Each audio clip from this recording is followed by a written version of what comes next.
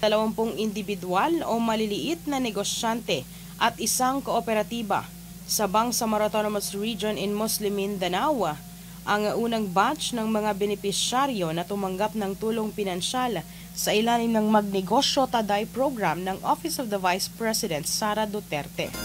Ang individual business entrepreneur ay tumanggap ng 15,000 pesos o 15,000 piso tulong pinansyal, habang 150,000 piso naman o 150,000 pesos na tulong pinansyal ang inilaan para sa mga kooperatiba. Ngayon lamang araw ng Martes, June 24, personal na inabot sa mga benepisyaryo ang tseke na laan para sa puhunan ng kani-kanilang mga negosyo. Kabilang sa tumanggap ng tulong pinansyal ang Esteros Balabac Weavers and Handicrafts Association sa halaga ng 150 pesos. Buong Barm Region ay mayroong 200 individuals at 10 kooperatiba. Ang kabuang bilang ng benepisyaryo ng Magnegosyo Taday Program of the Office of the Vice President. Layunin ng programa ni Vice President Sara Duterte na Magnegosyo Taday na mabigyan ng tulong ang mga maliliit na negosyante para sa kanilang pang-araw-araw ng pangangailangan sa kanilang hanap buhay. Bandera Live Report.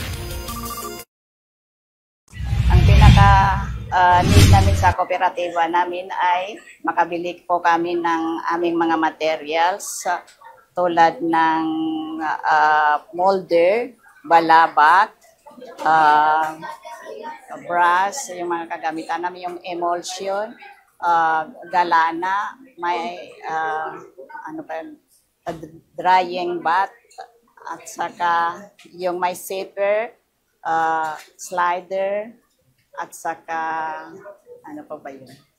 Iyon ang mga kailangan namin. At marami pang ibang kailangan po namin sa aming association, sa aming negosyo po. Sa palagay ko, as a starting capital po, pwede na po yun. At saka palalaguin po namin yung 150 po na bigay ng opisina. At maraming salamat po kay Ma'am Inday Sara na Vice President po natin. Sa itong association po namin ay para sa kababaihan. Dahil po ang mga kababayan ay mga nanay po ay palaging nasa bahay. Makatulong po sila sa ang aming pamilya, sa komunidad po, at saka umunlad po ang negosyo po namin. Yung mga nanay po ay while nasa bahay po, pwede po sila gumawa ng bag. Kasi yung pagwiwib po namin, pwede po sa bahay-bahay lang po. Kapag mabinta po yung bag na ginagawa po namin, ay makatulong po sa aming pamilya at saka matulong po sa kanilang sa husband po ba. So, matulungan po.